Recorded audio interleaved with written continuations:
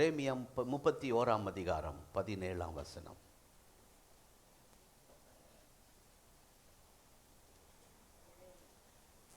எரேமியா 31:17. உன் முடிவை பற்றி உனக்கு நம்பிக்கை உண்டு. அவ்வளவுதான். சார், உன் முடிவை பற்றி, உங்கள் முடிவை பற்றி உங்களுக்கு தான் நம்பிக்கை இருக்கணும். நம்முடைய தேவன் முடிவுகளை ஏற்படுத்தி நமக்கு தருகிறவர். அவர்தான் ஒரு முடிவை உண்டு பண்ணுகிறவர். எல்லாவற்றிற்கும் ஒரு முடிவு உண்டு. பிரச்சனை அப்படியே போயிட்டு இருக்காதுங்க. இன்னைக்கு அழுகிறீங்க, நாளைக்கு மகிழ்ச்சியாக இருப்பீங்க. சாயங்காலம் அழுகை என்றால் விடியற்காலம் களிப்பு, காலை களிப்பு. ஆகவே எத்தனை பிரச்சனை வழியில் நீங்கள் போய்கொண்டிருந்தாலும் எல்லா பிரச்சனைக்கும் ஒரு முடிவை கர்த்தர் வைத்திருக்கிறார். சாகிற வரைக்கும் என் வாழ்க்கையில் இதுதான் என் தலையெழுத்து, இது இப்படி தான் எங்கள் குடும்ப சாபம் அப்படிலாம் யாரும் நினச்சிங்கன்னா இன்றைக்கு கர்த்தர் உங்களோடு பேசுகிறார். நம்முடைய வாழ்க்கையில் எல்லா பிரச்சனைக்கும் ஒரு முடிவை கர்த்தர் வைத்திருக்கிறார். எந்த காரியமானாலும் அந்த காரியத்துக்கு முடிவு இருக்கிறது. ஆண்டவர் தம்முடைய வார்த்தையின் மூலமாய் நமக்கு சொல்லிக் கொடுக்கிற காரியம் என்ன என்றால், நமக்கு தெரியும் முடிவு அவர்கிட்ட தான் வருகிறது. இல்லை, அவர்கிட்ட தான் முடிவே இருக்கிறது. அவர் நினைச்சா எதையும் செய்வார். அவர் இன்னும் சீக்கிரம் வருவேன்னு சொல்லியிருக்கிறார், வருவார். முடிவு அவர் கையில் தான் இருக்கு. அவர் வந்து எங்கே இறங்குவார்? ஏசப்பா ஆண்டவர் எங்கே வந்து இறங்குவார்? ஒலிவ மலையில் வந்து வருவார்னு அங்கே அவருடைய பாதம் அங்கே படும் என்று நம்ம மத்தேயு சுவிசேஷத்தில் வாசிக்கிறோம். ஒலிவ மலைக்கு அவர் வந்து கால் வைப்பார். ஏசப்பா சீக்கிரம் வரப்போகிறாரு. நேற்று ஒரு பாஸ்டரோடு பேசி கொண்டிருந்தோம். இன்றைக்கு நடக்கிற இஸ்ரேல் பாலஸ்தீன யுத்தமும், அமெரிக்கா ஈரான் யுத்தமும், அதே போல் ரஷ்யா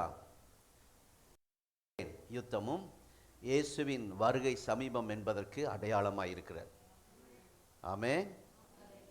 ஒரு அருமையான 32 வயது வாலிபர், அமெரிக்காவையே கலக்கின வல்லமையான பாவத்தை கண்டித்து உணர்த்துகிற ஒரு தேவ ஊழியர், சின்ன வயதிலேயே அந்த பட்டணத்துக்கே அமெரிக்காவுக்கே ஆசீர்வாதமாக இருந்தவர், கடந்த 2 நாளைக்கு முன்பாக பிரசங்கம் பண்ணி கொண்டிருக்கும் போதே சுட்டு கொல்லப்பட்டார். இவைகளெல்லாம் இயேசு கிறிஸ்துவின் வருகைக்கு அடையாளமாக இருக்கிறார். அப்படிப்பட்ட அந்த சூழ்நிலையில் அவர் ஒலிவ மலையில் கால் வைக்கும்போது ஒலிவ மலை 2 பிளக்கும். இன்றைக்கு கண்டுபிடிச்சிருக்காங்க, ஒரு தூர் தான் விட்டுருந்துச்சு, இப்போ பிளந்து நிற்கிது. அப்போ எவ்வளோ சமீபமாக இயேசுவின் வருகை இருக்கிறது என்பதற்கு இதெல்லாம் அடையாளம். ஆகவே அருமையான கர்த்தருடைய எல்லா முடிவையும் தீர்மானிக்கிறவர் யார்? கர்த்தர். நமக்கு தெரியும். ஆனால் வசனம் சொல்லுகிறது, உங்கள் முடிவை குறித்து உனக்கு நம்பிக்கை இருக்கிறது. இதை கேட்டுக்கொண்டிருக்கிற தேவ பிள்ளையே, உங்கள் முடிவை குறித்து உங்களுக்கு ஒரு நம்பிக்கை வரணும். இந்த பட்டணத்திலே ஊழியத்திற்கு கர்த்தர் எங்களை அழைத்து அபிஷேகித்து எங்களை நடத்தி வருகிறது உண்மை. சில நாட்கள் எங்கள் வாழ்க்கையில் வந்த அந்த புயல் போராட்டம், அந்த ஊழியத்தை விட்டு எங்களை தூக்கி வீசக்கூடிய அளவுக்கு குடும்பமே அழிந்து போகிற நிலைமைக்கு சத்துரு வேடிக்கை பார்த்து கொண்டிருந்தான். கர்த்தர் விடவில்லை. அப்போ அந்த நாட்களில் அநேக தேவ ஊழியர்கள் எங்களோடு தொடர்பு கொள்ள முடியாத சூழ்நிலையில் இருந்தார்கள். இப்பொழுது சமீபமாக இந்த அநேக பரிசுத்தவான்கள், இப்பொழுது திருப்பூரில் ஒரு தேவனால் பயன்படுத்தப்படுகிற ஒரு நல்ல பரிசுத்தவான் இருக்கிறார். ஒவ்வொரு ஊருக்கும் ஒவ்வொரு பட்டணத்தில் ஒரு தேவ மனிதரை கர்த்தர் வைத்திருக்கிறார். 1000 சபை இருக்கலாம், ஆனால் அது ஒரு பெரிய நல்ல தேவ மனிதர் பரிசுத்தவான் இருப்பாங்க. அந்த மாதிரி இந்த பட்டணத்தில் ஒருத்தர் இருக்கிறார். அவர்கள் நேற்று எங்களை சந்திக்க வந்தார்கள். நான் தான் போய் அவரை சந்திக்கணும். அவர் இந்த பட்டணத்துக்கு ஆசீர்வாதமான தேவ மனிதர். அவர் வந்து ஆறுதல் சொல்ல, எங்களை திடப்படுத்த வந்தவர் சொன்ன ஒரு வார்த்தை, பாஸ்டர் உங்களை நீங்கள் திடப்படுத்தி கொள்ளுங்கள். என்ன சொல்கிறாரு? நீங்கள் திடப்படுத்தி கொள்ளுங்கள், உங்களை நீங்களே ஆறுதல் படுத்தி கொள்ளுங்கள், நீங்களே எழுந்து நில்லுங்கள். ஆறுதல் படுத்த வந்தவர் அவர் மூலமாக கர்த்தர் பேசுகிற வார்த்தையை பாருங்க. ஏற்கனவே பைபிள் அப்படி தான் இருக்குது. தாவீது தன்னை கர்த்தருக்குள் திடப்படுத்தி கொண்டு, தன்னை திடப்படுத்தி கொண்ட, வேற யாரும் அவனை திடப்படுத்தலை. மனைவியோ பிள்ளைகளோ அந்த அவருடைய ஃப்ரெண்ட்ஸோ யாரும் திடப்படுத்தலை. அந்த மாதிரி அவர் சொல்லி எங்களுக்கு ஜெபித்து போனது எங்கள் வாழ்க்கையில் மறக்க முடியாத ஒரு மகிழ்ச்சி. நேற்று இரவு எங்களோட பல மணி நேரம் செலவு செய்து எங்களோட பேசி ஜெபித்து சென்றிருக்கிறார். மீண்டும் வருவார்.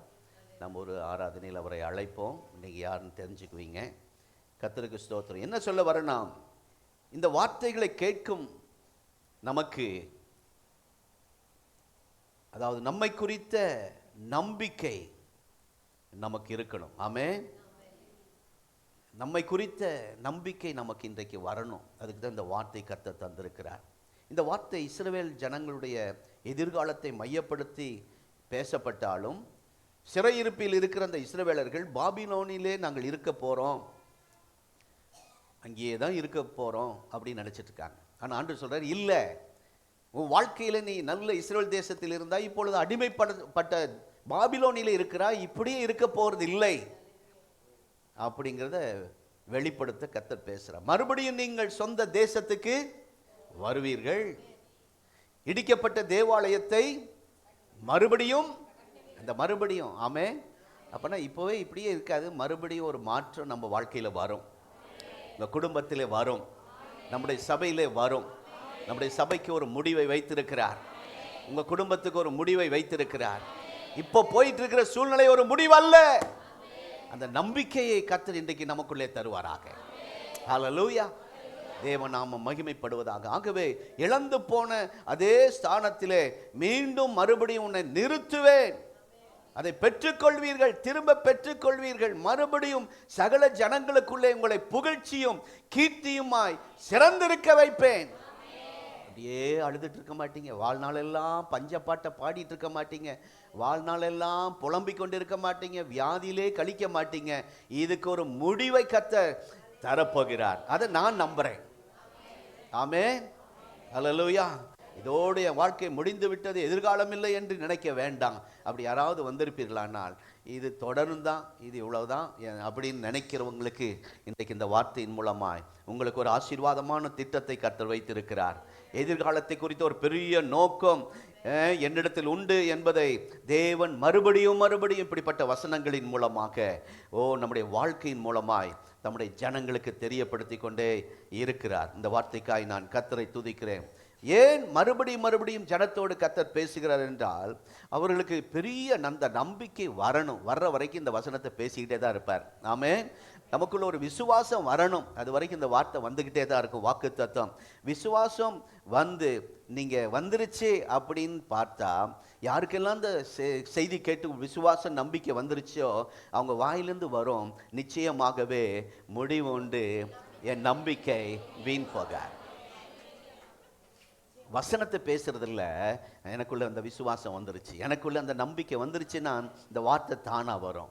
அப்படி யாருக்குள்ள வந்திருக்கிறதோ அவர்கள் சொல்லுங்கள். உங்களுக்குள்ள இப்போ விசுவாசம் வந்துருச்சுன்னா, நம்பிக்கை வந்துருச்சுன்னா, நான் இனி என் வாழ்க்கை இந்த வேதனையில தொடராது, என் வேதனைக்கு ஒரு முற்றுப்புள்ளி வைக்க போகிறார், என் வாழ்க்கையை மாற்றி அமைக்க போகிறார், என் குடும்பத்தில் பொருளாதாரத்தில் ஒரு அற்புதம் நடக்க போகிறது, என் குடும்பத்தில் தேவ சமாதானம் வரப்போகிறது. விசுவாசிக்கிறவர்கள் சொல்லுங்கள், நிச்சயமாகவே என் நம்பிக்கை. கரங்களை தட்டி ஹல்லேலூயா. ஸ்தோத்திரம். அப்படிப்பட்டவர் தான் சொல்லுவாங்க, அந்த விசுவாசம் நம்பிக்கை இந்த செய்தி கேட்டு வந்த உடனே, நான் எதிர்பார்த்திருக்கிற முடிவை தேவன் எனக்கு தருவார். ஆமென். அவர் எதிர்பார்க்கிறார், அவர் ஒரு திட்டம் வச்சிருக்கார். ஆனா நானும் நீங்களும் எதிர்பார்க்கிறதை தேவன் எனக்கு தருவார். எத்தனை பேர் ஆமென் சொல்றீங்க? அது தீமைக்கு ஏதுவானதல்ல, சமாதானத்துக்கு ஏதுவானவைகள். சொல்லுங்க, சமாதானத்துக்கு ஏதுவான. இன்றைக்கு ஒரு வித்தியாசமான ஒரு சமாதானத்தால் உங்களை நிரப்பி அனுப்ப போகிறார் ஆண்டவர். உங்களுக்கு 3 ஆசீர்வாதம் வைத்திருக்கிற இந்த வாரம், மறந்துடாதீங்க, எழுதி வச்சுக்கங்க. சமாதானம். சொல்லுங்க, சொல்லும் போதே அந்த சமாதானம் உங்களுக்குள்ள வரும். நீங்க பேசணும். யாராவது பேசாம இருக்காங்களா, உம்முன்னு பின்ன அப்படியே கவலையா உட்கார்ந்து இருந்தாங்கன்னா அவங்கள ஒரு தட்டி சொல்லுங்க, சமாதானம். சம்பூரணம், சரித்திரம். யார் 3 மனப்படமா சொல்றீங்க? ஓ, இதை கர்த்தர் உங்களை கொண்டு செய்ய போகிறார். இந்த நம்பிக்கை இன்னைக்கு உங்களுக்குள்ள வந்துடணும். என்னை குறித்ததான என் நம்பிக்கை. படிங்க, எரேமியா 31 என்ன வசனம்? 17 வாசிங்க. என் முடிவை குறித்ததான, என் முடிவை பற்றி எனக்கு நம்பிக்கை உண்டு. ஆமே, என் முடிவு இப்படி போயிடாது, என் பிள்ளைங்க இப்படி போயிட மாட்டாங்க, என் கணவன் இப்படி போயிட மாட்டார். எனக்குன்னு ஒரு முடிவு இருக்கு. எனக்குன்னு கர்த்தர் ஒரு முடிவை வச்சிருக்கிறாரு, ஒரு ஆசீர்வாதத்தை வச்சிருக்கிறாரு. அது மேலே நான் நம்பிக்கையா இருக்கிறேன். ஆமென், அல்லேலூயா. ஆகவே ஏனென்றால் கர்த்தர் சொன்ன வார்த்தை அப்படியே நடக்கும். இதை நீங்கள் உணரவும் புரிய வேண்டும் என்று சொல்லி இதனால்தான் கர்த்தர் சொல்லுகிறார், உன்னை சந்தோஷப்படுத்துவேன். அது கீழே 31 அதிகாரம், எரேமியா 31 அதிகாரம் முழுவதும் வாசி, வீட்டில் போய் வாசிங்க. உங்களை சந்தோஷப்படுத்துவேன், உங்களை மறுபடியும் கட்டுவேன், நீ மறுபடியும் அந்த ஸ்தானத்திலே நாட்டப்படுவாய், இனி நீ தோய்ந்து போவதில்லை. நான் அளிக்கும் நன்மையால் என் ஜனங்கள் திருப்தி ஆவார்கள், என் ஜனங்களின் அடிக்காயத்தை குணமாக்குவேன், உள்காயத்தை குணமாக்குவேன், உருக்கமான இரக்கங்களால் சேர்த்துக் கொள்வேன். அல்லேலூயா. நீங்க விசுவாசமா நம்பிக்கையோடு இருக்கும்போது இந்த வார்த்தையெல்லாம் நீங்க சொல்ல போறீங்க சாட்சியா. கர்த்தர் மறுபடியும் என்னை கட்டுவார், மறுபடியும் நான் இருந்த அந்த அதே ஆசீர்வாதம். நான் அப்போ அப்படி இருந்தேன் பாஸ்டர், 10 வருஷத்துக்கு முன்னாடி அந்த மேலே இருந்தேன், அப்படி இருந்தேன், பொசிஷனில் இருந்தேன். அதே பொசிஷனில் அதே ஸ்தானத்தில் ஆண்டவர் உங்களை நிறுத்த போகிறார். ஆமே, இப்போ இழந்த சூழ்நிலை, இப்போ அடிமட்டம், இப்போ தரமட்டம், இப்போ தாழ்வான நிலைமை, ஆனால் இது நீடிக்காது. எனக்குன்னு ஆண்டவர் ஒரு உயர்வை வச்சிருக்கிறார், நான் நம்புகிறேன். எத்தனை பேர் ஆமேன்னு சொல்கிறீங்க? ஆகவே அருமையான கர்த்தருடைய பிள்ளைகளை, எரேமியா 32 அதிகாரம் 40 வசனத்திலே நான் வாசிக்கிறோம். எரேமியா 32:40. அவர்களுக்கு, இங்கே வந்திருக்கிற தேவ பிள்ளையே, புதுசா வந்திருக்கிறீங்களா, உங்களுக்கு ஆண்டவர் நன்மை செய்யும்படி. ஓ, கரங்களை தட்டி ஆண்டவருக்கு நன்றி சொல்லுவோம். ஹல்லேலூயா. இந்த விஷயத்துல கர்த்தர் ஒரு நாளும் பின்வாங்க மாட்டார். ஆமே, நம்ம இதெல்லாம் வாக்கு கொடுத்துட்டு பின் வாங்கிடுவோம். ஐயோ அவங்க வராங்க, நம்ம வாக்கு கொடுத்தோம் செய்யலை அப்படின்னு அப்படி ஒளிஞ்சுக்குவோம், ஓடிடுவோம். ஆமாம், கட்சி தலைவர்கள் அந்த எலெக்ஷன் டைமில் வந்து வீட்டை தேடி வருவாங்க, வாக்கு கொடுப்பாங்க, பேசிட்டு அப்புறம் அடுத்தது அவங்கள போய் சந்திக்க போகும்போது பார்க்க முடியாது, பின் வாங்கிடுவாங்க. ஆனால் நம்முடைய ஆண்டவர் உங்களுக்கு இந்த செப்டம்பர் மாத கடைசியில் நன்மை செய்யும்படி அவர்களை விட்டு, உங்களை விட்டு ஆண்டவர் என்ன செய்ய மாட்டாராம்? அவர் சொன்ன வார்த்தையிலிருந்து பின் வாங்க மாட்டார். ஆமென்.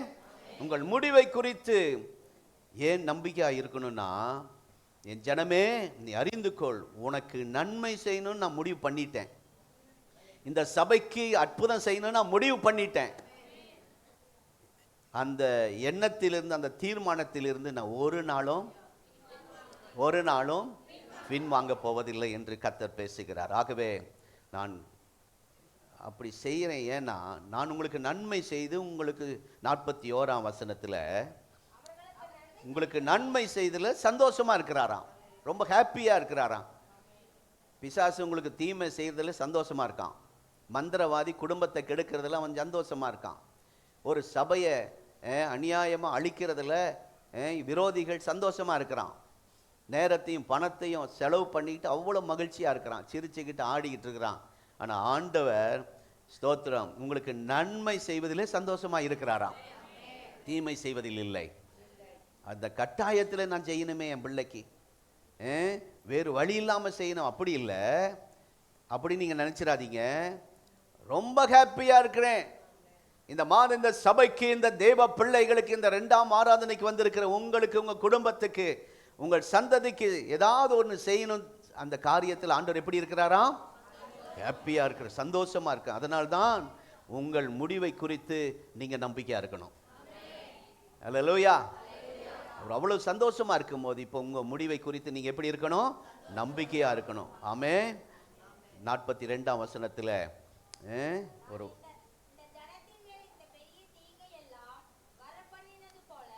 போதும் போதும் போதும். பெரிய தீங்கு வந்தது உண்மை. உங்கள் குடும்பத்துக்கு ஆபத்து வந்தது உண்மை. உங்கள் குடும்பத்துக்கு ஆபத்து நேரிட்டது, அழிவு ஏற்பட்டது உண்மை. உங்கள் வாழ்க்கை பாதிக்கப்பட்டது உண்மை. அது போலவே அது வந்தது எப்படி உண்மையோ அது போலவே நான் என்னெல்லாம் செய்வேன் என்று சொல்லி நல்வார்த்தை பேசியிருக்கிறோனோ அவை எல்லா நல்வார்த்தையும் நிறைவேற பண்ணுவதும் உண்மை. எப்படி கடந்த நாட்களிலே ஸ்தோத்திரம், ஜனவரியிலிருந்து செப்டம்பர் வரைக்கும் எத்தனை மாதம்? 8 மாதங்கள் எத்தனை கஷ்டப்பட்டீங்களோ அது உண்மையானால் ஆண்டவர் இந்த மாதத்திலே உங்களுக்கு நன்மை செய்வது, அவருடைய நல்வார்த்தை நிறைவேற்றுவது உண்மை. அதுதான் இந்த வசனம் நமக்கு தெளிவுபடுத்துகிறது. அல்லேலூயா. எரேமியா 33ஆம் அதிகாரம் 14ஆம் வசனம்.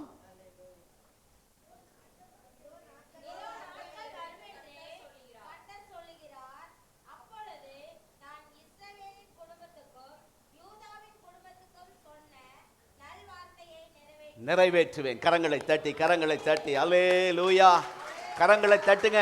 ஆண்டவருக்கு இந்த நல்ல வார்த்தை நிறைவேறணும்னா அப்படியே செய்யுங்க. ஆண்டவரே, நேற்று வந்த அந்த கனத்துக்குரிய அருமையான போதகர் ஐயா அவர்கள் சொன்னது எங்களுக்கு ஆலோசனை வேற எதுவும் சொல்லலை. ஆண்டவருக்கு நன்றி சொல்லிக்கிட்டே இருங்க. ஆண்டவரே, ஊழியம் தந்ததுக்காய் ஸ்தோத்திரம், நல்ல மனைவி தந்ததுக்காய் ஸ்தோத்திரம், நல்ல கணவனை தந்ததுக்காய் ஸ்தோத்திரம், நல்ல பிள்ளைகளை தந்ததுக்காய் ஸ்தோத்திரம், நல்ல விசுவாசிகளை தந்ததுக்காய் ஸ்தோத்திரம். இதை மாத்திரம் சொல்லுங்க பாஸ்டர் அப்படின்னு எங்களுக்கு. இது இந்த யூகேஜிக்கு சொல்லித்தர்ற பாடம், ஆனால் அதில் வல்லமை இருக்கிறார். அதனால தான் கைத்தட்ட சொல்கிறோம், துதிக்க சொல்கிறோம், ஆமீன் சொல்கிறோம், அல்லேலூயா சொல்கிறோம். அதுக்கு நன்றி சொல்வதற்கு அடையாளமாக இருக்கிறது. ஆகவே இந்த எரேமியா 33:14 தேவன் மறுபடியும் ஏன் அதை ரிப்பீட் பண்ணுகிறார் என்றால், இன்றைய சூழ்நிலையை வைத்து நாளைக்கு கணக்கு போடாதீங்க. இப்போவே இருக்குன்னா அப்போ அடுத்த மாதம் இதை விட மோசமாக தான் இருக்கும் அப்படின்னு ஒரு சிந்தனைக்கு வராதிங்க, யோசனைக்கு வராதிங்க. இதை தான் தன்னுடைய ஜனனிடத்தில் ஆண்டவர் எதிர்பார்க்கிறார். இன்றைக்கு உங்கள் பொசிஷன் எப்படி இருக்கிறதோ அப்படியே தான் நாளைக்கு இருப்பேன்னு நினைக்காதீங்க. இன்றைக்கு உங்கள் ஸ்டாண்டர்ட் எப்படி இருக்கிறதோ அடுத்த வருடம் அப்படி தான் இருக்கும்னு நினைக்காதீங்க. ஸ்தோத்திரம். இன்றைக்கு எங்கள் குடும்ப வாழ்க்கை இப்படி தான் இருக்கிறது, அடுத்த முறை எப்படி இருக்குமா, இன்றைக்கு நான் எதினால் பாதிக்கப்பட்டு இருக்கிறேனோ அப்படி தான் நாளைக்கு இருக்கும் அப்படி நினைக்காதீங்க. இன்றைக்கு எங்களை வேதனைப்படுத்தி கொண்டு இருக்கிறது, நாளைக்கு அந்த வேதனை அதிகமாகுமோ அப்படி நினைச்சிடாதீங்க. அருமையான கர்த்தருடைய இதை வைத்து நீங்கள் எதிர்காலத்தை தீர்மானிக்க கூடாது.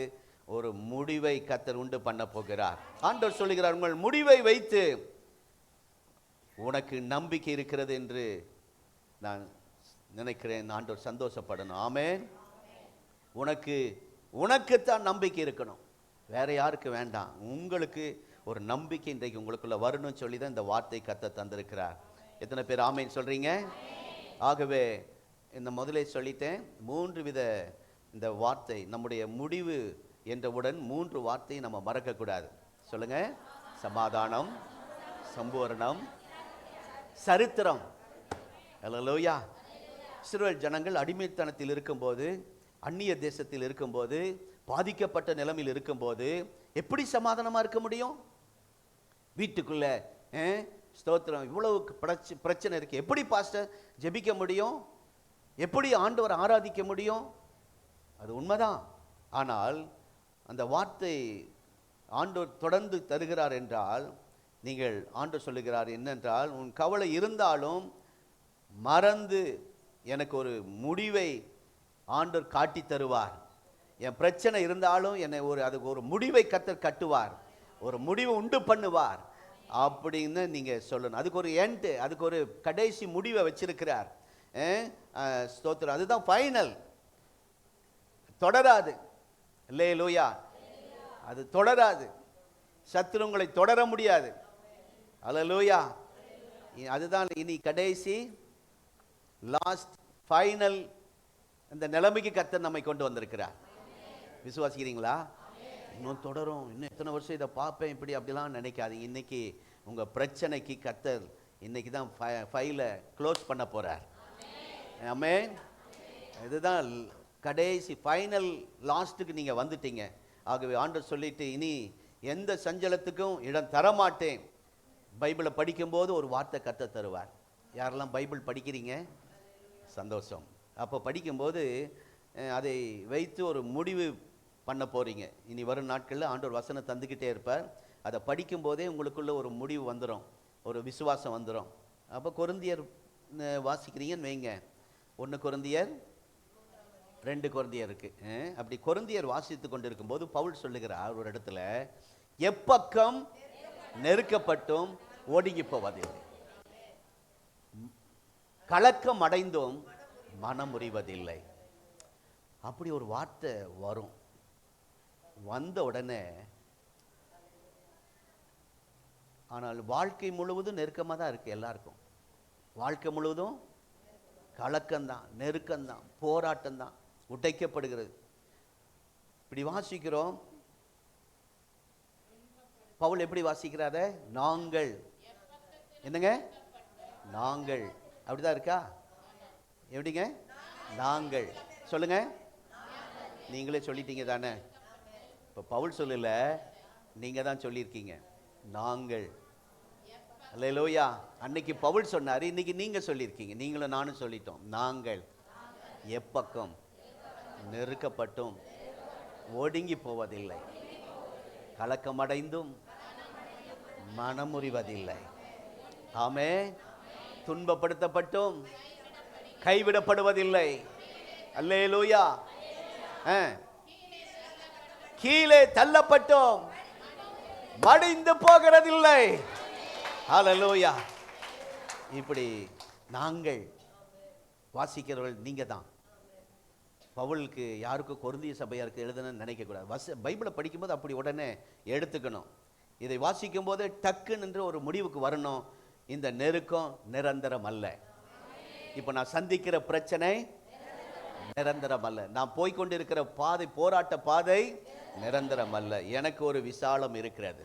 இப்ப நெருக்கம், எனக்கு ஒரு விசாலத்தை கர்த்தர் வைத்திருக்கிறார். இந்த சபைக்கு நெருக்கம் வரும்போதெல்லாம் நீங்க விசுவாசிக்கணும், கர்த்தர் நம்முடைய சபைக்கு விசாலத்தை வைத்திருக்கிறார். எத்தனை பேர் ஆமென் சொல்றீங்க? ஆகவே நான் ஒடுங்கி போக மாட்டேன், நான் குன்றி போக மாட்டேன், கூனி குறுகி போக கர்த்தர் என்னை கைவிட மாட்டார். அப்படிதான் நீங்க இப்ப படிச்சீங்க. ஆகவே இன்னொரு வசனம் சொல்லியிருக்கு, வெட்கத்துக்கு பதிலாக, அறிக்கை பண்ணுங்க, வெட்கத்துக்கு பதிலாக பலன் வரும். ஆமென். அதை விசுவாசிக்கிறீங்களா? அல்லேலூயா. இதை வாசிக்கிறோம். சிலர் இதை கேட்குறீங்க.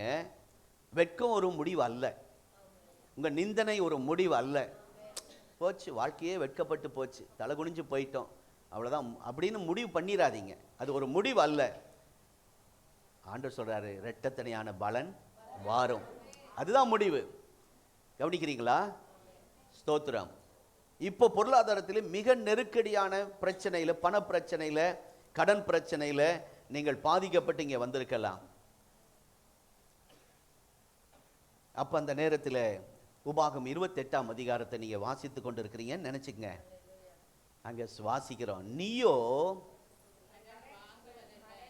இது இஸ்ரவேலருக்காக ஆண்டவர் எழுதி வைத்த வார்த்தை, அவர்களுக்காக சொல்லப்பட்ட வார்த்தை உண்மையாக இருந்தாலும், அந்த நீங்க வாசிக்கும் போதே நீயோ அநேக ஜாதிகளுக்கு, நீயோ யாருங்க? இந்த வார்த்தை அப்படித்தானே இருக்கு. அப்போ உடனே நீங்க அதை ஒரு முடிவுக்கு வந்துடணும். அப்போ என் கடன் பிரச்சனை இனி தொடராது, என் பொருளாதார நெருக்கடி இனி என்னை தொடராது. ஏனென்றால் ஆண்டவர் சொல்லுங்க, நீயோ அநேக ஜாதிகளுக்கு, அல்லேலூயா, கொடுக்கிறவங்களா கர்த்தர் நம்மளை வைக்க போகிறார். எத்தனை பேர் ஆமென் சொல்றீங்க? ஆகவே இப்போ பொருளாதாரத்தில் இதை வாசிக்கும் போது, நானும் இந்த வார்த்தை கேட்கும் போது, இன்றைக்குள்ள சூழ்நிலையை வச்சு நீங்க ஒரு முடிவுக்கு வந்துடாதீங்க. நெருக்கடி நெருக்கடி தாங்க முடியல அப்படின்னு ஒரு முடிவுக்கு வந்துடாதீங்க. அந்த வசனத்தை படிக்கும்போது நல்லா தான் இருக்கு பாஸ்டர். ஆமா, என்னவா சில கேட்டிருக்கீங்களா? ஆமா, என்னவா அப்படி சொல்லும்போதே தெரியும் வசனம் இருக்கு, நல்லா தான் இருக்கு, கேட்கறதுக்கும் வாசிக்கிறதுக்கும் நல்லா தான் இருக்கு. ஆனால் நிலைமையோ படுமோசமாக இருக்கு பாஸ்டர். அப்படி நினைக்கிறீங்களா? அப்படின்னா உங்கள் முடிவை குறித்து உங்களுக்குள்ள ஒரு நம்பிக்கை வருவதாக. அல்லேலூயா. பைபிள் சொல்லுகிறது, முடிவை உங்களை குறித்த உன் முடிவை குறித்த உனக்கு நம்பிக்கை இருக்கிறது. ஆண்டவர் உங்களை பார்த்து சொல்றார், உங்கள் முடிவை குறித்த நம்பிக்கை உங்களுக்கு இருக்கிறது. அப்படி நம்ம நம்பணும். அல்லேலூயா. இப்போ சூழ்நிலை அதை வாசிக்கும் போது ரொம்ப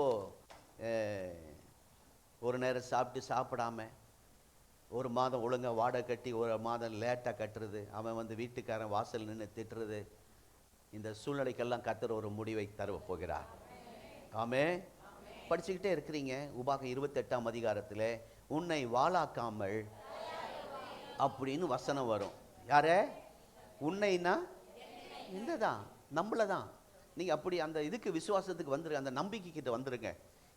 இது வந்து பழைய ஏற்பாடு யாருக்கும் இஸ்ரவேலுக்கு எழுதப்பட்டாலும் இப்போ வாசிக்கும் போது எப்படி வாசிக்கிறீங்க? உன்னை வாசிக்கும் போது அப்படிதானே வாசிக்கிறீங்க. உன்னை வாளாக்காமல் தலையாக்குவார், கீழாகாமல். நான் இப்போ வாசிக்கும் போது வார்த்தை வரும்போது நான் அடிமட்டத்தில் இருக்கிறேன் பாஸ்டர், ரொம்ப கீழே போயிட்டேன் பாஸ்டர், பஞ்ச பரதேசி ஆயிட்டேன் பாஸ்டர் அப்படின்லாம் நீங்கள் அந்த நிலைமைக்கு இருக்கலாம். ஆனால் உயர்வு எதிர்பார்த்து காத்து கொண்டு இருக்கலாம். ஆனால் என்ன நம்பணும்? எனக்கு ஒரு உயர்வை கர்த்தர் வைத்திருக்கிறார், எனக்கு நாளைக்கு ஒரு மேன்மை கர்த்தர் வைத்திருக்கிறார். இன்னைக்கு நிலைமை படுமோசம், நாளைக்கு என் வாழ்க்கை தலைகீழாய் மாறப்போகிறது. அல்லேலூயா. ஏனென்றால் அநேக பரிசுத்தவான்களை நினைச்சு பாருங்க. ஈசாக்கு வர வர விருத்தி அடைந்தான். அப்படிதானே வாசிக்கிறோம். அவன் ஐஸ்வர்யவானாகி மகா பெரியவனானான். அந்த கர்த்தர் அவனை ஆசீர்வதித்ததினால் அந்த நாளிலே எத்தனை மடங்கு? 100 மடங்கு ஆசீர்வாதம், 100% ஆசீர்வாதம்.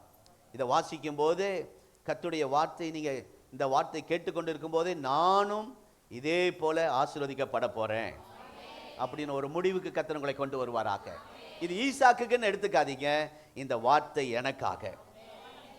இப்போ பஞ்சம், ஆனால் பலன் இருக்கிறது, பிரதிபலன் கர்த்தர் வச்சிருக்கிறார், அது ஒரு முடிவு வச்சிருக்கிறார். இன்றைக்கு நெருக்கடி தான், பண நெருக்கடி, பண கஷ்டம், கடன் பிரச்சனை, ஆனாலும் கர்த்தர் எனக்கு ஒரு ஆசீர்வாதம், இதுதான் ஒரு முடிவை குறித்த நம்பிக்கை ஏற்றாற் போல உங்களுடைய வார்த்தை இருக்கணும். அப்படி மாற்றிக்கொள்ள கர்த்தர் இன்றைக்கு கிருபை தருவாராக. உங்களை நீங்களே மாற்றிக்கொள்ள ஆண்டவர் கிருபை தருவாராக. இந்த பாஸ்டர் சொன்னார், பாஸ்டர் உங்களை நீங்கள் தேத்திக்கங்க, உங்களை நீங்கள் திடப்படுத்திக்கங்க, இன்னொருத்தர் வரமாட்டாங்க, நாமளே திடப்படுத்தி தேற்றிக் கொள்ளணும். ஆமென். இந்த மாற்றங்கள் நமக்குள்ளே கர்த்தர் இன்றைக்கு தருவாராக. நம்மளே பிரயாசப்படுவோம் மாறிக்கொள்ள. அப்படி மாறிக்கொண்டால் நம்முடைய லைஃப் பீஸ்ஃபுல்லாக இருக்கும், சமாதானமாக இருக்கும். அதுதான் சமாதானம். எத்தனை பேர் ஆமென் சொல்கிறீங்க?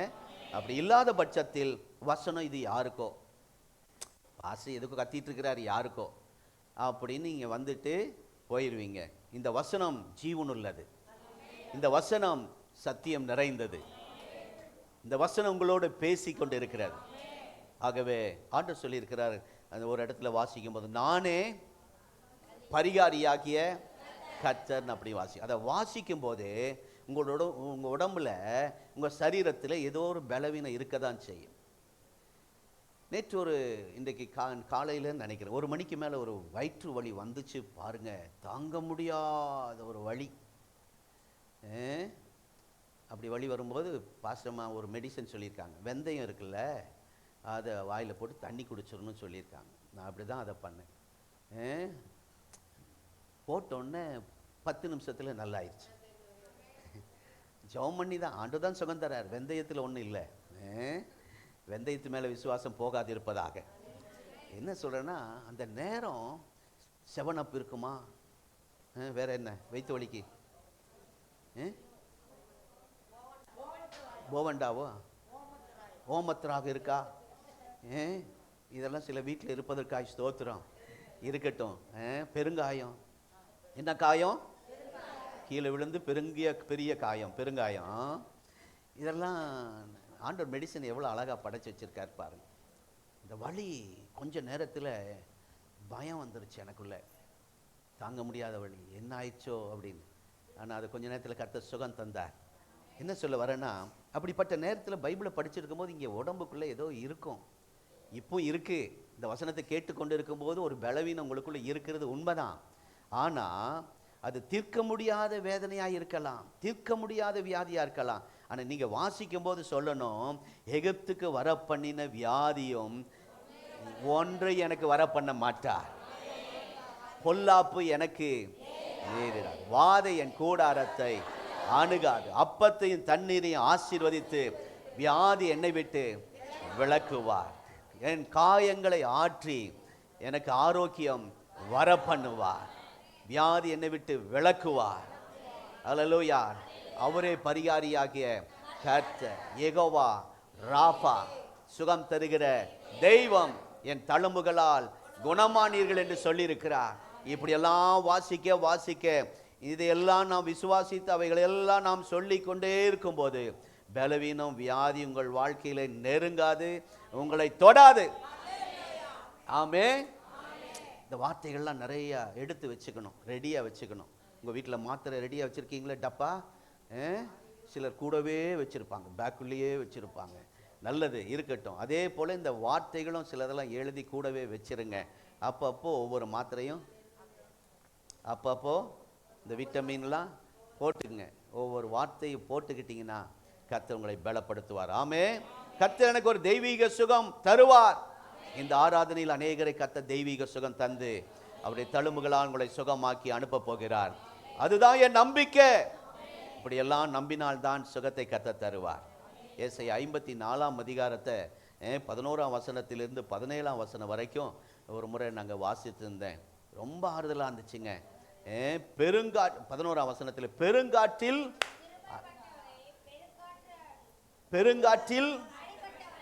இல்லைங்க, இங்கே நம்ம வாழ்க்கை இப்போ எப்படி இருக்குது தெரியுங்களா? இங்கே காற்று வீசுனா அங்கே போய் விழுகிறது, அந்த காற்று வீசுனா இங்கே வந்து விழுகிறது. காற்று வீசும்போது பொருளை பார்த்துருக்கீங்களா? அங்கே இங்கேயும்.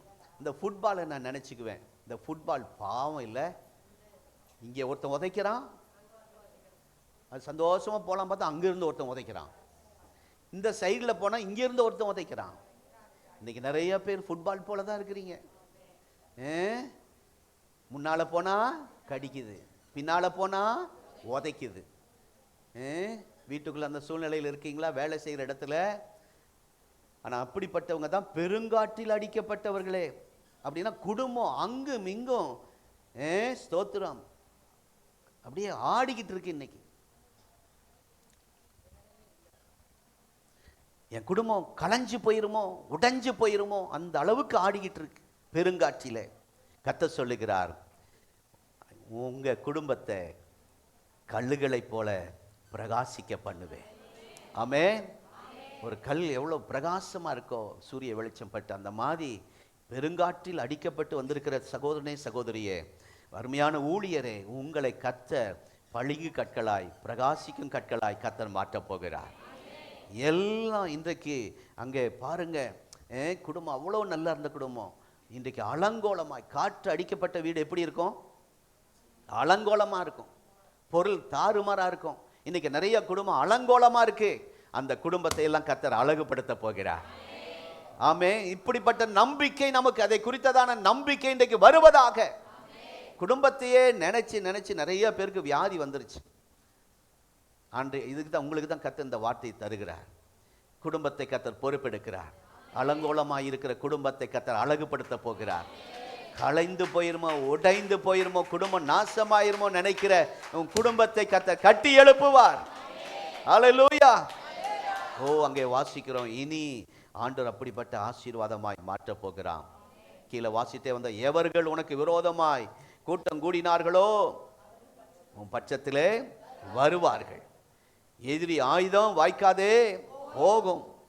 இதுதான், எதிரிகள் உன் பட்சத்தில் வருவதுதான் முடிவு. எதிரிகள் தொல்லை கொடுப்பது முடிவு அல்ல, உன் பட்சத்தில் வருவதுதான் முடிவுன்னு கர்த்தர் வச்சிருக்கிறார்.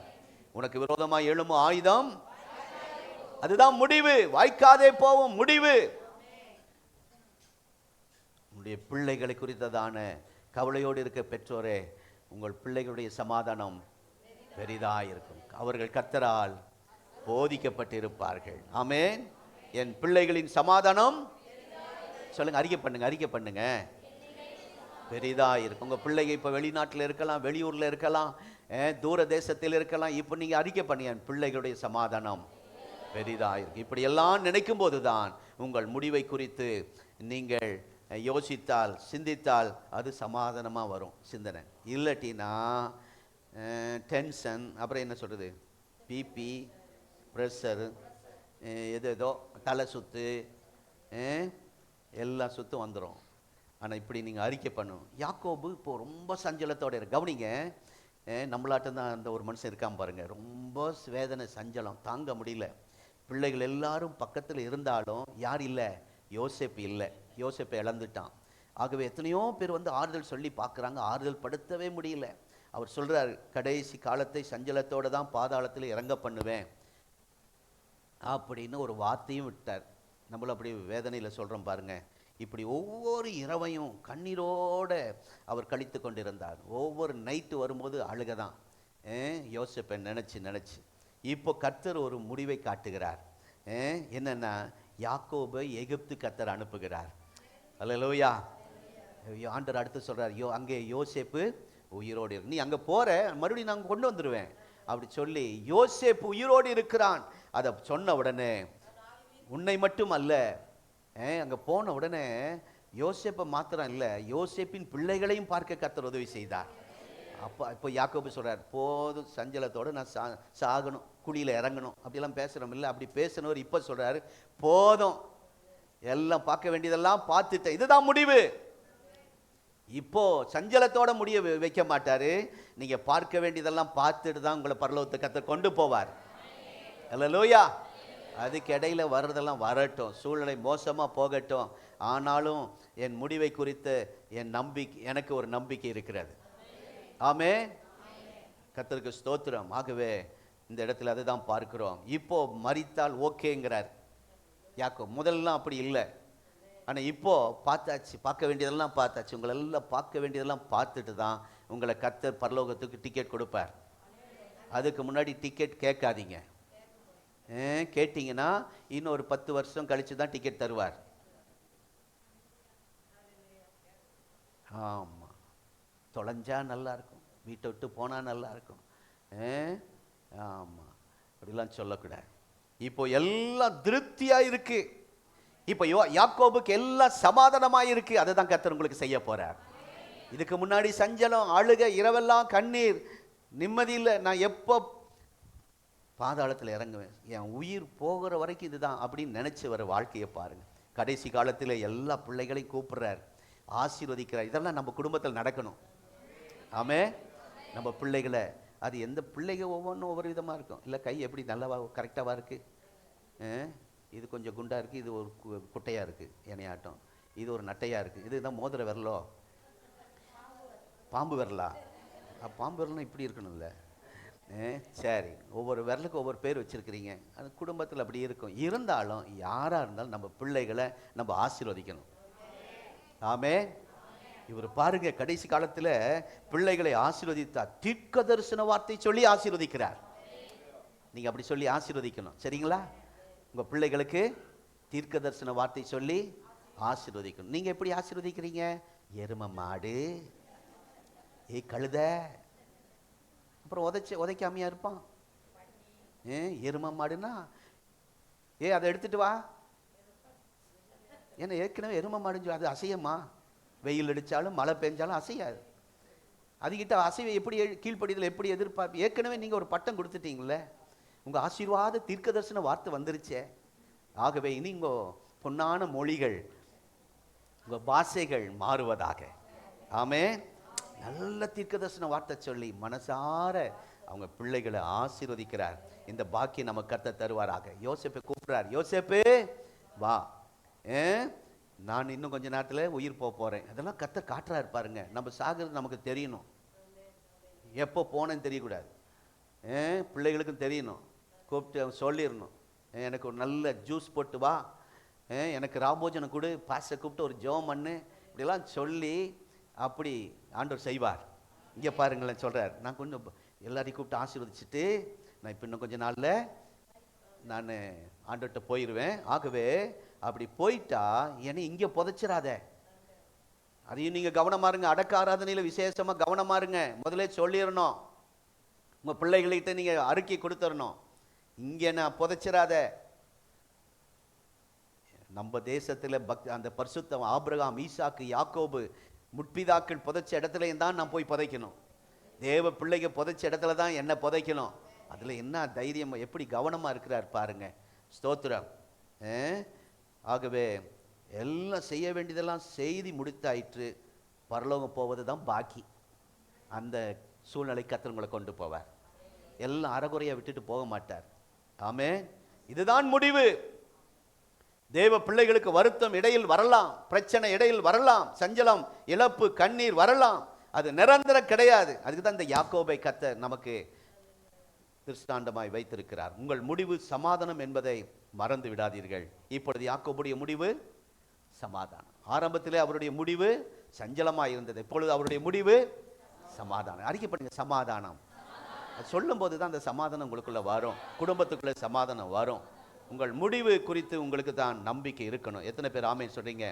யோசேப்பு உச்சக்கட்ட உயர்வில் இருக்கிறார், எங்கேயோ போயிட்டார்.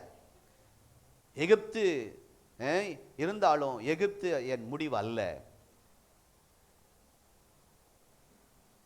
இந்த தேசமே அவன் கட்டுப்பாட்டில் இருந்தாலும், இந்த உலகத்தில் இவ்வளவு ஆசீர்வாதம் இருந்தாலும், இவ்வளவு மேன்மை இருந்தாலும், இது பெருசு இல்லை. பரலோகத்துக்கு போவோம் என்று நினைக்கிற அந்த முடிவு தான் சமாதானம். யோசேப்பும் கடைசியில் சொல்றார், என்னை கடைசியில் இங்கிருந்து கொண்டு போயிருங்க, என் எலும்புகளெல்லாம் எடுத்துட்டு போயிருங்க அப்படிங்கிறார். ஆகவே முதல் பார்த்தோம் சமாதானம். இரண்டாவது என்ன? சம்பூர்ணம். நம்முடைய வாழ்க்கையில குறைச்சலோடு இருக்கிறது.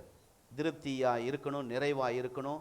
அப்படிதான் கர்த்தர் நடத்துகிறவர். ஆபிரகாமை, ஒருவனாய் இருந்த ஆபிரகாமை கர்த்தர் அழைத்து பொன்னும் வெள்ளியும் உடைமைகள், ஏராளமான மிருக ஜீவன்கள். இன்றைக்கு கார் வச்சிருக்கிறோம், அன்றைக்கெல்லாம் மிருக ஜீவன் வச்சிருக்கிறவங்க தான், ஒட்டகம் வச்சிருக்கிறவங்க, பெரிய இந்த பஸ் போகுதே, ஊர் எங்கேயும் ஸ்டாப் ஆகாம, பெங்களூர் டு திருப்பூர், அது என்ன பஸ் சொல்லுவாங்க? எக்ஸ்பிரஸா? பாயிண்ட் டு பாயிண்ட், அந்த மாதிரி பஸ் வச்சிருக்கிற மாதிரி. ஏரோப்ளைன், அதுக்கு மேலே ஒட்டகம்லாம் ஏரோப்ளைன் வச்சிருக்கிற மாதிரி. ஸ்தோத்திரம். இப்படி அதே போல் மாடு வச்சிருக்கிறவங்கெல்லாம் ஒரு ஒரு கார் வச்சிருக்கிற மாதிரி. குதிரை வச்சிருக்கிறவங்கெல்லாம், கழுதை, அந்த ஏர் மாடு வச்சிருக்கிறவங்கெல்லாம் இன்றைக்குள்ள டிராக்ட் வச்சிருக்கிற மாதிரி. அவ்வளோ பெரிய கோடீஸ்வரன் அங்கே சொல்லப்பட்டிருக்கிறது. அவனிடத்தில் இல்லை என்று சொல்ல எதுவுமே இல்லையா, எல்லா சம்பூரணம். வேதம் சொல்லுகிறது, சகல காரியத்திலும் ஆசீர்வாதமாயிருந்தார். கர்த்தர் அவரை சகல காரியத்திலும் ஆசீர்வதித்திருந்தார். சொன்னீங்க, அதை சொல்லுங்க. கர்த்தர் சகல காரியத்திலும், ஏதோ ஒன்றில் மாத்திரம் ஆசீர்வாதம் அப்படி இருக்கக்கூடாது, சகல காரியத்திலும் ஆசீர்வாதம். எத்தனை பேர் ஆமென் சொல்றீங்க? ஆமா, ஸ்தோத்திரம். சகல காரியத்திலும் அப்படின்னா என்னன்னா சம்பூரணம். யாக்கோபு அப்பா விட்டு போகும்போது கையில் என்ன வச்சிருந்தாரு? ஒரு சாதாரண ஒரு கோலும் தடியுமா அந்த கரையை தாண்டி, அந்த ஆற்றை தாண்டி போறார். திரும்பி வரும்போது 2 பரிவாரம். ஒரு நாட்டு ராஜாவுக்கு எவ்வளோ இருக்கணுமோ அவ்வளோ பெரிய ஆசீர்வாதம், அவ்வளோ பெரிய படைகளோடு திரும்பி வரார். இதுதான் சம்பூரணம். எத்தனை பேர் ஆமென் சொல்றீங்க? கர்த்தர் நமக்கு நிறைவை தருவார், கர்த்தர் நமக்கு திருப்தியை தருவார், கர்த்தர் நமக்கு சமாதானத்தை தருவார், சம்பூரணத்தை தருவார். பேதுரு கேட்குறான், ஆண்டவரை எல்லாத்தையும் விட்டுட்டு வந்தோமே, என்ன தருவீர் அப்படின்னு கேட்குறான். கவனிக்கிறீங்களா? நீங்கள் சில இதெல்லாம் சொந்தங்க பந்தங்கள்லாம் விட்டுட்டு வந்திருக்கீங்க ஆண்டவருக்காக, உங்களுடைய விக்கிரகத்தையெல்லாம் விட்டுட்டு வந்திருக்கீங்க. நீங்கள் அப்படி கேட்குறீங்க, சில நேரத்தில் கேட்பீங்க, ஆண்டவர் எல்லாம் விட்டுட்டு வந்தோமே என்ன தருவீர்? பேதுரு அப்படி தான் கேட்டார். அந்த பேதுருக்கு என்ன கொடுத்தார் தெரியுங்களா? பொன்னும் வெள்ளியும், சொத்து பத்திரம் பட்டா எல்லாம் அவன் காலில் கொண்டாந்து போட்டாங்க. ஊரில் இருக்கிறவன்லாம் எல்லா சொத்து பட்டா, வித்த சொத்துடைய பங்கு பாதி திருடிக்கிட்டு பாதி கொடுக்கல, மொத்தமா கொண்டாந்து போட்டான் பாதத்தில். இப்போ பாருங்க, ஆண்டவருக்காக இழந்தது, ஆண்டவருக்காக விட்டுட்டு வந்து மோசம் போயிட்டாரா பேதுரு? எவ்வளவு பெரிய ஆசீர்வாதம் பார்த்தீங்களா? ஊர்ல இருக்கிற கோடீஸ்வரன்லாம் பட்டா சொத்தெல்லாம் வித்து கொண்டாந்து கால் கிட்ட போடுறான். உங்களுக்கு அந்த அற்புதம் நடப்பதாக. இவ்வளோ நம்ம பட்டா நமக்கு இருந்தாலே போதும், அது கிடைச்சாலே போதும். அல்லேலூயா. அது வரும், உங்க காலில் விழும். ஆமே. அதுக்கு பேரு தான், அதுக்கு பேரு தான் சொல்லுங்க, அதுக்கு பேரு தான். இந்த நாட்களில் யாராவது பெண் குழந்தை பிறந்தா அந்த பேரை வச்சிருங்க, சம்பூரணம்னு வச்சிருங்க. சரிங்களா? உங்களுக்கு யாராவது ஆண்டவர் கற்பத்தின் கனியை தந்தா, இப்போ கூட ஆண்டவர் இந்த நாட்களில் அற்புதம் செஞ்சா, பெண் குழந்தைன்னு தெரிஞ்சா நீங்க அதுக்காக போய் ஸ்கேன் எடுக்காதீங்க, எந்த ஊழிக்காரன்ட்ட போய் கேட்காதீங்க. ஆமா, எங்களுக்கு ஒரு ஊழிக்காரன் சொன்னார், திருப்பூர்ல தான் இருக்கிறார். ஆமா, எங்களுக்கு ஒரு ஆண் குழந்தை கர்த்தர் தந்தாராம். ரெண்டாவது கொடுத்தது என்னவா? கர்த்தர் சொல்றார், உங்களுக்கு ஒரு ஆண் குழந்தை கர்த்தர் தந்திருக்கிறார். ஆனா பிறந்தது என்ன? குளோரி, பெண் குழந்தை. அதுக்கு என்ன சொன்னார்னா, உள்ளே நீங்க நான் சொல்லும் போது அது ஆண் குழந்தை, உங்க அவிசுவாசத்தினால் பெண் குழந்தையாய் மாறிவிட்டது. நம்ம ஆட்கள் ஊழிக்காரங்க சமாளிக்கிறதுல பயங்கரமான கில்லாடிங்க. அது இங்க சொல்லக்கூட சொல்றேன்.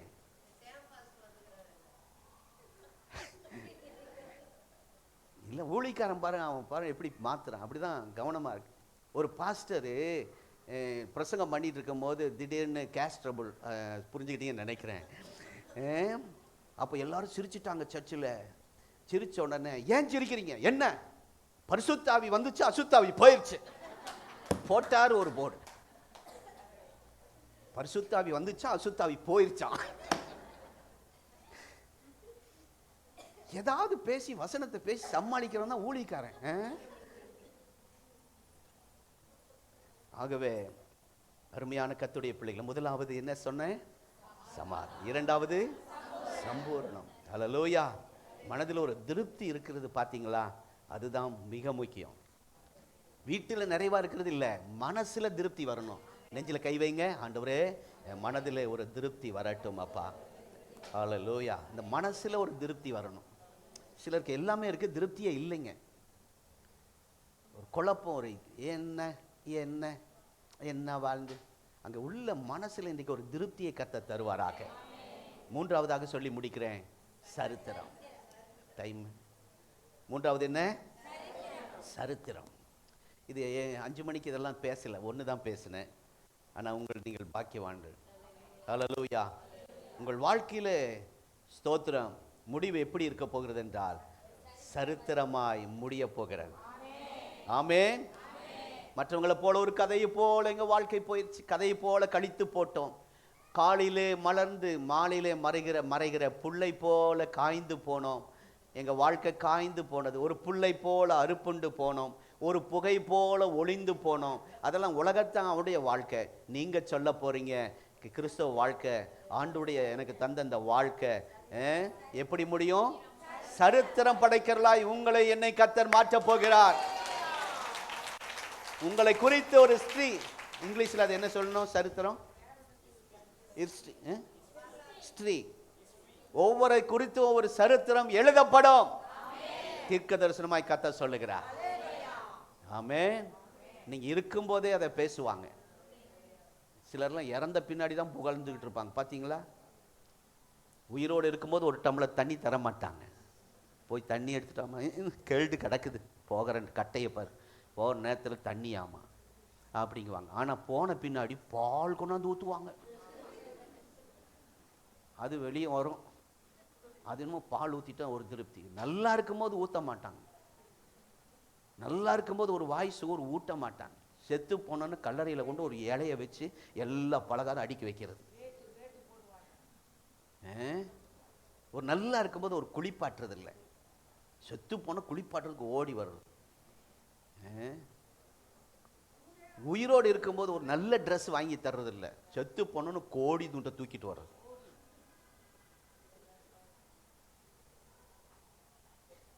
போன வாரம் 2 வாரத்துக்கு முன்னாடி ஒரு பிரசங்கம் பண்ணேன்.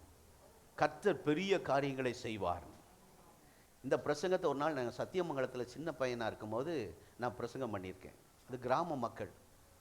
கர்த்தர் பெரிய காரியம் செய்வார், கர்த்தர் பெரிய காரியம் செய்வார்.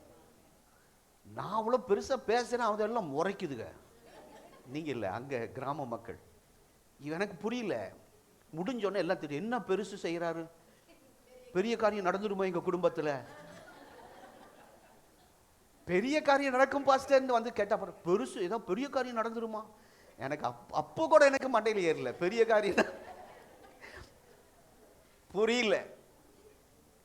திருப்பூர் வந்த பின்னாடி தான் 2-3 அடக்கம் பண்ணோன்னு பெரிய காரியம்னா இதுதான்ப்பா. ஏன்னா அங்க ஒரு அடக்கம் பண்ணல, அங்க என்னைய அடக்கம் பண்ண ரெடியா இருந்தாங்க. கத்த இங்கே கொண்டு வந்துட்டார். இங்கேயே அடக்கம் பண்ண ஒரு குரூப் எழும்புச்சு. இப்போ ரெடி ஆகிட்டு இருக்கு, குழியெல்லாம் வெட்டி வச்சிருக்குது. ஆனால் கத்தர் எங்களை நிறுத்தி இருக்கிறார் ஜீவனோட.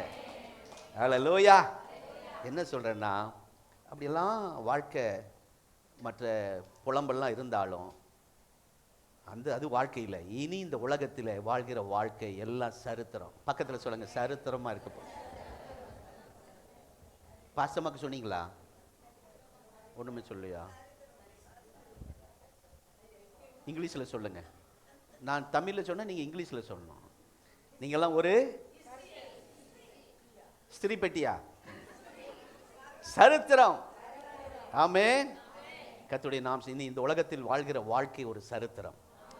எழுதி வச்சுங்க. யோசேப்பின் வாழ்க்கையில பல காரியம் குறுக்கிட்டது, முடிவு ஒரு சரித்திரம் படைத்தார்.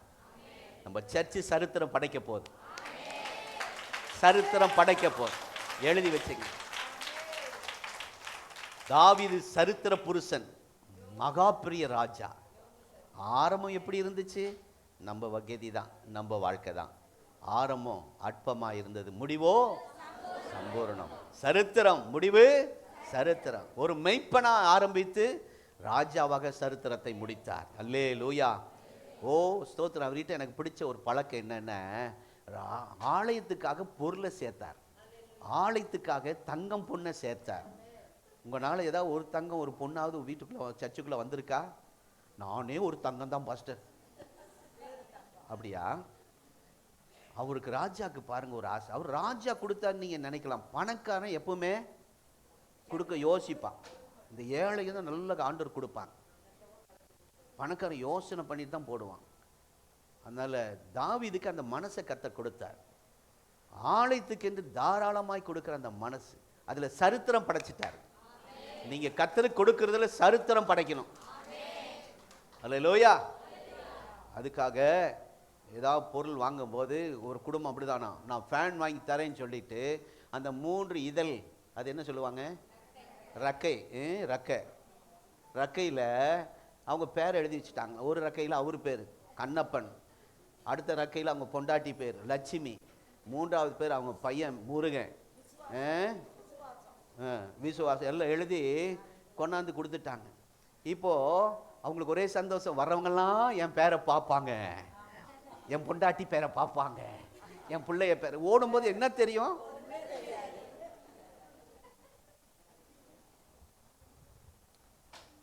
ஒரு பீரோ வாங்கி வச்சுட்டா போதும், அதில் அன்பளிப்பு தினகரன். ஒரு ஸ்பீக்கர் பாக்ஸ் வாங்கி கொடுத்துட்டா போதும், அதில் எழுதிடணும் பெயிண்ட்ல. வலது கை கொடுக்கிறது தெரியக்கூடாது. கர்த்தர் அப்படிதான் நமக்கு ஜனங்களை தந்திருக்கிறார். அல்லேலூயா. என்ன சொல்ற, கொடுப்பதிலே சரித்திரம் படைத்தவர் தாவீது. அவர் அடிக்க யாரும் இல்லைங்க. எத்தனை பேர் ஆமென் சொல்றீங்க? ஆலயத்துக்காக சேர்த்து வைத்தவைகள் அதிகம், சரித்திரமாய் முடித்தார் அவருடைய வாழ்க்கை. உங்களையும் இந்த 21ஆம் நூற்றாண்டிலே சரித்திரம் தடம் பதிக்க வைக்க போகிறார். அல்லேலூயா. உங்கள் ஜெப வாழ்க்கை பேசப்படும், உங்கள் பரிசுத்த வாழ்க்கை பேசப்படும். கர்த்தருக்காக வைராக்கியமாய் வாழ்ந்ததை பேசிக்கொள்வார்கள். சரித்திரம் படைக்கும். தேவனுக்காய் காட்டின அந்த வைராக்கியம் உங்கள் குடும்ப ஜீவியம் சரித்திரம் படைக்கும். நீங்கள் ஒவ்வொரு நாளும் சரித்திரம் படைப்பீர்கள். நீங்கள் சொல்ல போகிறீங்க, என் முடிவை குறித்து நான் நம்பிக்கையாய் இருக்கிறேன். சத்தமா சொல்லுங்க, என் முடிவை குறித்து நான் நம்பிக்கையாய் இருக்கிறேன். ஆமென். என் வாழ்க்கைக்கு ஒரு முடிவு ஆண்டவர் வச்சிருக்கிறார். அதே போல உலகத்துக்கு ஒரு முடிவு வச்சிருக்கிறார். கடைசி வரைக்கும் முடிவரியந்தம் நிலைத்திருப்பவனே ரட்சிக்கப்படுவான். ஆகவே கடைசி வரைக்கும் நம்முடைய முடிவு ஆண்டவரோடு இருக்க வேண்டும். அல்லேலூயா. ஏதோ சர்ச்சுக்கு வர மாசத்துக்கு ஒரு முறை இல்லை வருஷத்துக்கு அப்படிலாம் இருக்காம கடைசி வரைக்கும் ஆண்டவருக்குள்ள நீங்க இருக்கணும். ஆமென். அதுதான் நம்பிக்கையில் தான், அதில் தான் இருக்கும். ஆகவே ஆசா நல்ல ராஜா, மாற்றத்தை கொண்டு வந்தவன். அதே நேரத்தில் ஒரு நோய் வந்துச்சு, ஆண்டவர் விட்டு பின்வாங்கி போயிட்டான். ஆண்டவரை விட்டு பின்வாங்கி போயிட்டான். அப்படி யாரும் இருந்துடாதீங்க. கடைசி வரைக்கும் கர்த்தருக்குள்ள இருப்பது தான் சரித்திரம். ஆமென். எசேக்கியா இருந்தாரு, முடிவு நம்பிக்கையா முடிச்சார். ஆமென். இருந்த எசேக்கியாவை போல நம்முடைய வாழ்க்கை இருக்கணும். ஆமென். ஆசா போல பண்ணியிருக்கணும். ஆசா ஆரம்பத்தில் அப்படி நல்லா இருந்தார். ஒரு சின்ன வியாதி வந்துச்சு, பரிகாரியாக ஆண்டவரை அல்ல மருத்துவரை தேடி போனான். மருத்துவரை தேடி போனாலும் பரவாயில்ல, கடைசியில் பின்வாங்கி போயிட்டான். ஆகவே கடைசி வரைக்கும் நிலைத்திருப்பவர்கள் தான் சரித்திரம் படைக்கிறவர்கள். உங்களுடைய ரட்சிப்பை காத்துக்கொள்ளுங்கள். கர்த்தர் உங்களை ஆசீர்வதிப்பார். நம்ம எல்லாம் எழுந்து நிற்போம். இப்போ மாத்திரம் எரிந்து கொண்டு இருக்க மாட்டேன், எப்பொழுது எரிந்து கொண்டே இருப்பேன். அல்லேலூயா. அதுதான் சமாதான வாழ்க்கை. அந்த பாட்டு எனக்கு ரொம்ப பிடிச்சது. மீண்டும் ஒரு முறை பாடிட்டு நம்ம வேற பாட்டு கூட பாடலாம். காணிக்கை எடுக்கிறவங்க காணிக்கை எடுக்கலாம். நல்ல கர்த்தரை ஆராதிங்க. இந்த பாடும்போது நல்ல தெய்வ பிரசன்னம் இறங்கி வருகிறது. அந்த பாட்டை இப்பொழுதும் பாட போகிறோம். அல்லேலூயா. ஓ பாஸ்டர் சாம் இருக்காங்களா? ஸ்தோத்திரம். இந்த பாடலை சேர்ந்து நான் பாடி கர்த்தரை ஆராதிக்க போகிறோம். எரிந்து கொண்டே இருப்பேன் எப்பொழுதும் மக்காய். ஓ ஸ்தோத்திரம். அவருடைய காருண்யம் என்னை பெரியவனாக்கும். எத்தனை பேர் ஆமென் சொல்றீங்க? சொல்லுங்க. அவருடைய காருண்யம் என்னை பெரியவனாக்கும். நம்முடைய சபையை பெரிய சபையாய் கர்த்தர் மாற்றுவார். நம்முடைய ஊழியத்தை பெரிய ஊழியமாய் கர்த்தர் மாற்றுவார். அந்த காருண்யத்தால் ஆமென். என்னை தூக்கி எடுத்தீரே, நம்முடைய காருண்யத்தால் பெரியவனாக்கிறீரே. இந்த பாடலை பாடி கர்த்தரை ஆராதிப்போம்.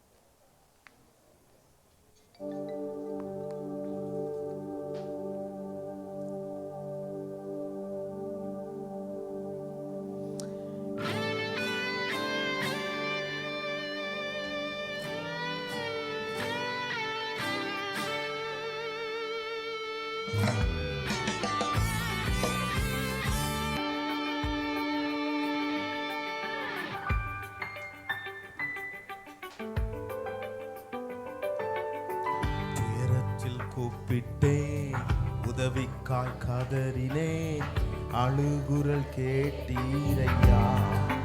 சேர்ந்து பாடுவோம். துயரத்தில் கூப்பிட்டேன், உதவிக்காய் கதறினேன், அழுகுரல் கேட்டீரையா. குனிந்து தூக்கினீ பெரிய அறிக்கை பண்ணுவோம். உமது காருண்யத்தால்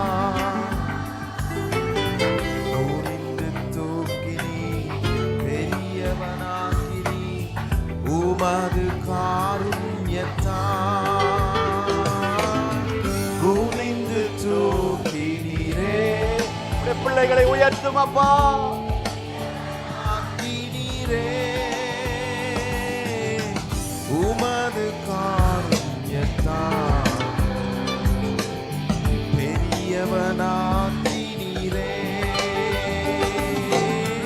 குனிந்து தூக்கினீரே.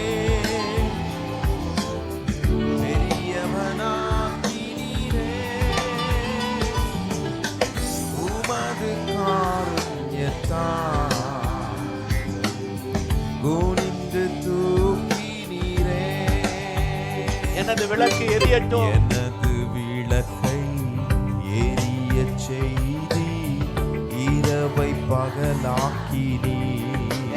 ஆமென். எனது விளக்கை எரிய செய்தி இரவை பகலாக்கினீ. எரிந்து கொண்டிருப்பேன் எப்போதும் உமக்கா. என் ஜீவன் பிரியும் வரை எரிந்து கொண்டிருப்பேன்.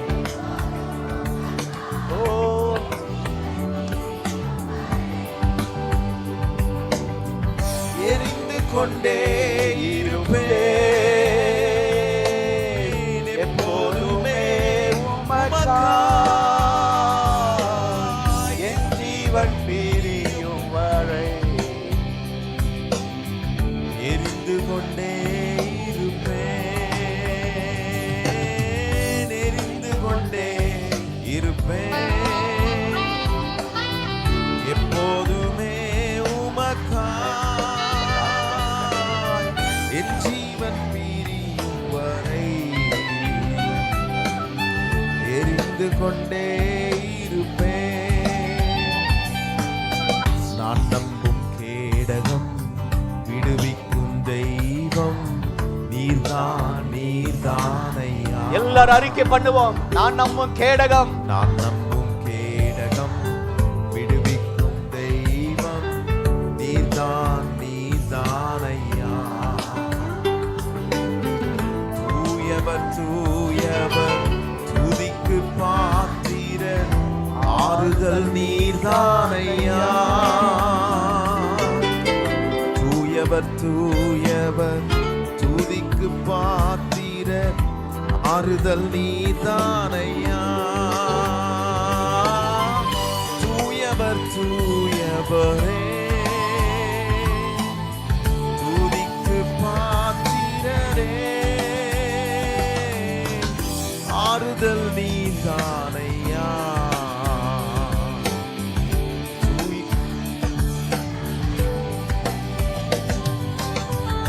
தூயவர் தூயவரே துதிக்கு பாத்திரரே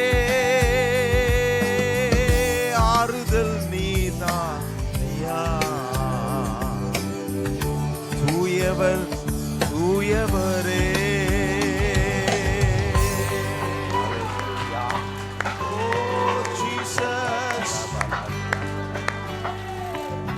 பாஸ்டம் அவர்கள்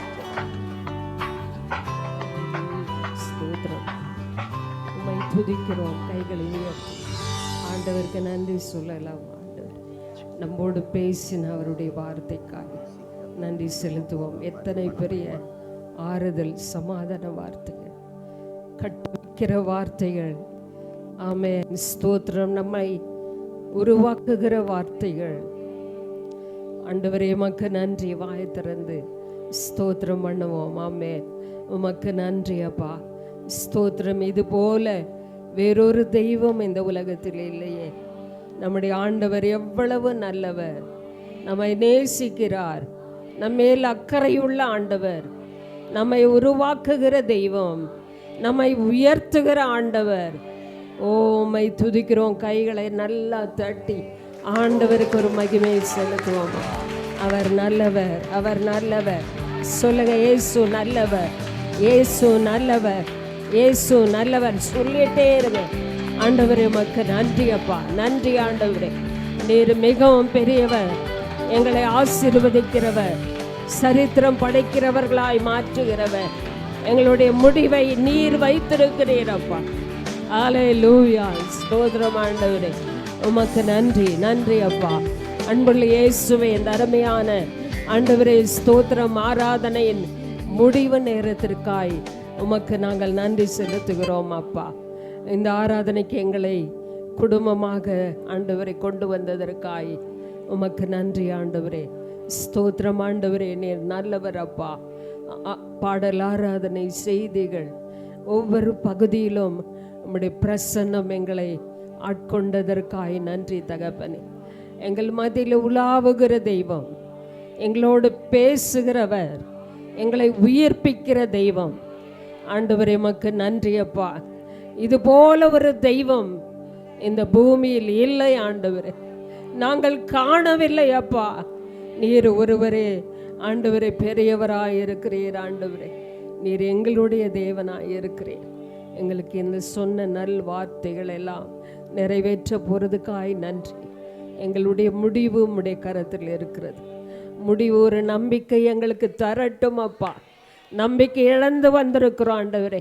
எப்படி இருக்க போகிறதோ, எங்கள் முடிவு இப்படி இருக்கிறதே என்று சொல்லி வந்த எங்களுக்கு நல்லதொரு முடிவை கர்த்தர் கட்டளையிட்டதற்காய் நன்றி தகப்பனே. இந்த நம்பிக்கையோடு விசுவாசத்தோடு நாங்கள் கடந்து போகிறோம். ஆண்டவர் எங்களோடு கூட இருப்பீராக. ஆண்டவரை சுகமாய் கொண்டு வந்த ஆண்டவர் தம்முடைய பிள்ளைகளை சுகமாய் கொண்டு போய் இந்த வாரம் முழுவதும் ஆண்டவரே நீர் ஆண்டவரே இந்த வார்த்தையை தியானிக்க பலனடைய ஆண்டவரே ஆண்டவர் வைத்திருக்கிற நல்ல முடிவை தம்முடைய வாழ்விலே அனுபவிக்க உதவி செய்யுங்கப்பா. தொடர்ந்து நடத்துங்க ஆண்டவரே. எங்களை உம்முடைய கரத்தில் ஒப்பு கொடுக்கிறோம் ஆண்டவரே. ஸ்தோத்திரம் ஆண்டவரே. உம்முடைய பிள்ளைகள் கொடுத்த இந்த காணிக்கையை உமது கரத்திலே நாங்கள் வைக்கிறோம். அதை ஆண்டவர் ஆசீர்வதிப்பீராக, ஆசீர்வதிப்பீராக. உடைய கையின் பிரயாசத்திலிருந்து கர்த்தருக்காக தியாகமாய் கொடுத்த இந்த காணிக்கை ஆண்டவரே இந்த ஊழியத்துக்காக பயன்படட்டும் அப்பா. அதனுடைய மேன்மை, அதனுடைய ஆசீர்வாதங்கள் நம்முடைய பிள்ளைகளுக்கு அத்தனையும் உண்டாக நாங்கள் ஜெபிக்கிறோம் ஆண்டவரே. ஆண்டவரே உமக்கு நன்றி. ஆமைக்கு குலுக்கி மடியிலே போடப்படும் என்று சொன்ன ஆண்டவர் ஒவ்வொருடைய வாழ்க்கையிலும் கர்த்தர் அப்படி செய்வீராக. அவள் கையின் பிரயாசத்தை தேவன் ஆசீர்வதிப்பீராக. வர வர விருத்தி அடைபடி செய்வீராக ஆண்டவரே. தரித்திரம் மாறுவதாக, கஷ்டம் மாறுவதாக, கடன் பிரச்சனைகள் மாறுவதாக, எல்லாவற்றிலும் உடைய பிள்ளைகளை ஆசீர்வாதமாய் கர்த்தர் இந்த பட்டணத்திலே வைப்பீராக. நமது கரத்தில் ஒப்பு கொடுக்கிறான். தொடர்ந்து வழி நடத்துங்கப்பா. ஆன்லைன் மூலமாய் இந்த செய்தியை, இந்த ஆராதனையை ஆராதித்து கொண்டிருக்கிற ஒவ்வொருவரையும் நாங்கள் ஆசீர்வதிக்கிறோம். வியாதி பலவீனத்தில் வீட்டிலிருந்தே ஆண்டவரே அந்த ஆன்லைனில் சர்வீஸ் கவனிக்கிறாங்க. அவங்களையெல்லாம் கர்த்தர் ஆசீர்வதிப்பீராக, பலப்படுத்துவீராக, ஆராதனை கொண்டு வருவீராக, சுகத்தை கட்டளையிடுவீராக. ஆண்டவரே ஆண்டவர் ராபின் பிரதருக்காக ஜெபிக்கிறோம். ஆண்டவர் சரோஜமா குடும்பத்துக்காக ஜெபிக்கிறோம். இன்னும் யாரெல்லாம் வீட்டுக்குள்ளே ஆண்டவரே வியாதியின் படுக்கையில் கஷ்டப்படுறாங்களோ அவங்களெல்லாம் கர்த்தர் தொட்டு சுகமாக்குங்கப்பா. இந்த நேரத்தில் இங்கே யாரெல்லாம் பலவீனத்தோடு சுகவீனத்தோடு வந்திருக்கிறாங்களோ கர்த்தர் அவர்களெல்லாம் தொடுவீராக. போராட்டங்களை மாற்றுவீராக, பிரச்சனைகளை மாற்றுவீராக, விடுதலை கொடுப்பீராக. ஆண்டவரே விடுதலை நாயகர்கள் மாதிரி இருப்பதற்காய் ஸ்தோத்திரம். சாத்தானின் எல்லா போராட்டங்கள், கிரியைகள், அவருடைய நய வஞ்சகங்கள் எல்லாம் கர்த்தர் அழித்து போட்டதற்காய் ஸ்தோத்திரம். எங்களோடு கூட நீர் வாரம் தொடர்ந்து நடத்தும். அடுத்த வாரம் வரும்போது எங்களை சாட்சியாய் கொண்டு வந்து எங்களை ஆராதிக்க உதவி செய்யலாம். உமது கரத்தில் எங்களை ஒப்பு கொடுக்கிறோம். இயேசுவின் நாமத்தில் பிதாவே. நம்முடைய கர்த்தராகிய இயேசு கிறிஸ்துவின் கிருபை, பிதாவாகிய தேவனுடைய அன்பு, பரிசுத்த ஆவியானுடைய ஐக்கியம் இந்த ஆராதனையில் கலந்து கொண்டு நம் அனைவரோடும் சதா காலமும் நிலைத்திருப்பதாக. God bless you.